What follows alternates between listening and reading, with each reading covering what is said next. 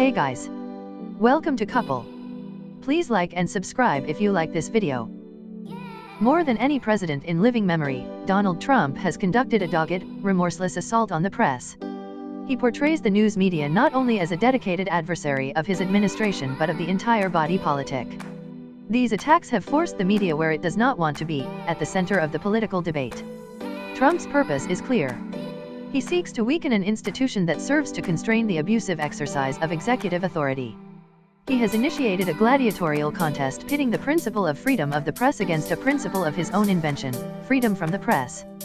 Trump has his media favorites, Fox News, and other organizations that serve as approved public relations outlets, versus the fake news, meaning virtually everything else.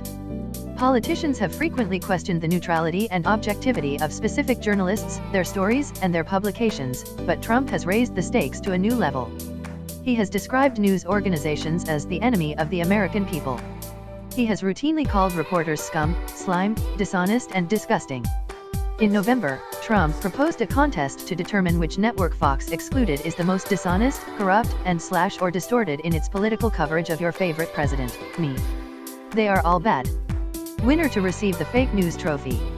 The news media have been incorporated into the political style of the governing party as fixed hate objects, Jay Rosen, a professor of journalism at NYU, wrote in an email to me. Extends back through Agnew's speeches for Nixon to Goldwater's campaign in 1964 and wins forward through William Rusher, talk radio, and of course Fox News, which founded a business model on liberal bias. There is an underlying strategy to Trump's critique of the media.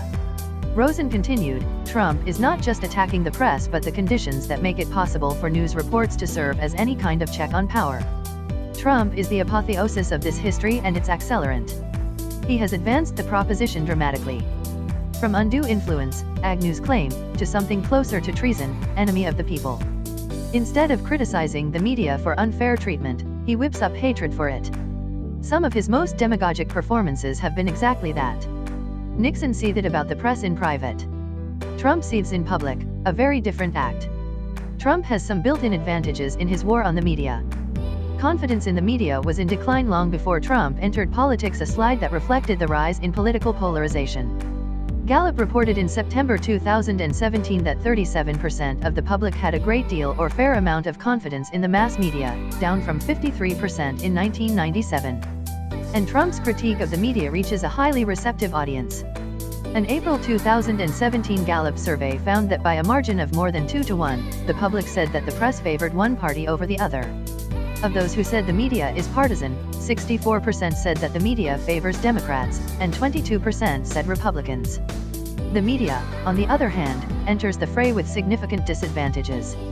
In a 2017 paper, Enemy Construction and the Press, Ronell Anderson Jones and Lisa Gross-Sun, law professors at the University of Utah and Brigham Young University, argue that Trump's goal is fundamentally malign. The Trump administration, with a rhetoric that began during the campaign and burgeoned in the earliest days of Donald Trump's presidency, has engaged in enemy construction of the press, and the risks that accompany that categorization are grave.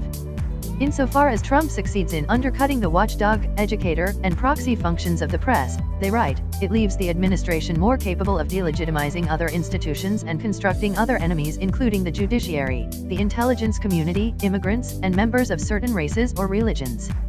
Jones and Sun contend that in many respects, Trump is reminiscent of Richard M. Nixon. Nixon, like Trump, accused the media of being out to get him and predicted that the press would mischaracterize his public support or the reception he received. He believed the liberal media to be biased against him personally, maintaining that he had entered the presidency with less support from the major publications and TV networks than any president in history and that their whole objective in life is to bring us down. Unlike Trump, however, Nixon, like the country's founders, routinely reaffirmed to both the press and the public that he conceived of the press as central to democracy. Indeed, in his first speech to the public regarding the Watergate scandal, Nixon acknowledged that the system that brought the facts to light and that will bring those guilty to justice was a system that included a vigorous free press. Trump stands out, according to Jones and Sun, in that his administration has passed a threshold not approached by previous administrations in their tensions with the media. Trump is signaling through his terminology, through his delegitimizing actions, and through his anticipatory undercutting that the press is literally the enemy, to be distrusted, ignored, and excluded. In response to my email, Jones replied that war has been declared, whether they, the media, like it or not. She noted that the instincts of the press motivate it to want to call out the changing norms that it sees around it, and to defend the role of important democratic institutions when they are attacked. But when the press is itself one of those institutions, it finds itself a part of the story in ways that it is unaccustomed to being, and it has to weigh the potential loss of credibility that might come with an aggressive self-defense. I asked Jonathan Ladd, a professor of public policy and government at Georgetown, what strategies he thought the media should adopt to counter negative portrayals by conservatives.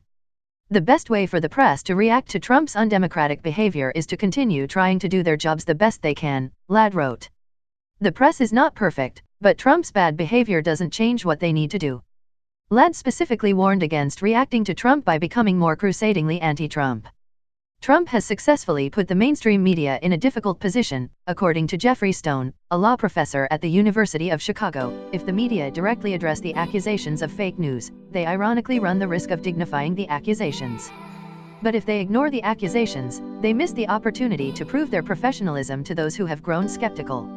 In the long term, Stone suggested, we could begin to remedy this problem if we improved civic education and encouraged a stronger defense of the media by politicians, especially Republicans, a prospect about which he is not optimistic.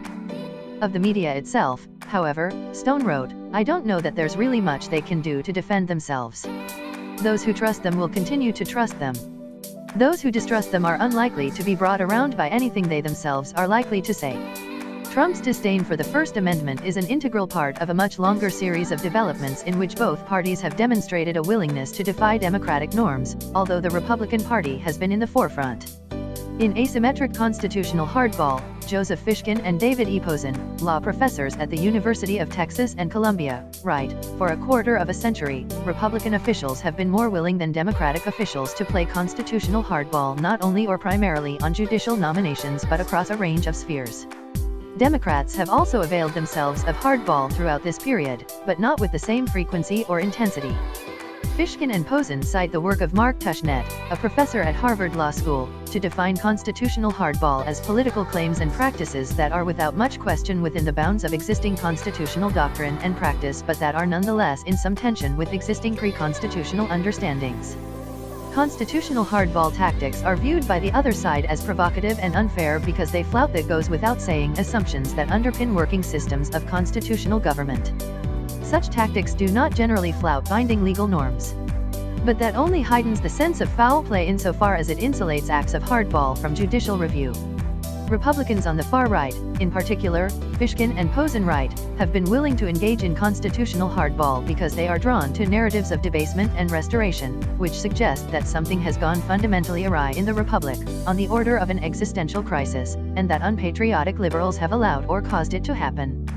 The severity of the liberal threat, in the eyes of these conservatives, justifies extreme steps to restore what they see as a besieged moral order. In an email, Fishkin wrote, as with so many things about President Trump, it strikes me that he didn't start the fire. He got into office because it was already burning and now he's pouring on gasoline. In Fishkin's view, Trump will do all he can to make the conflict between his party and the press sharper and more intense, in the same way that he depends on and aims to intensify partisan polarization.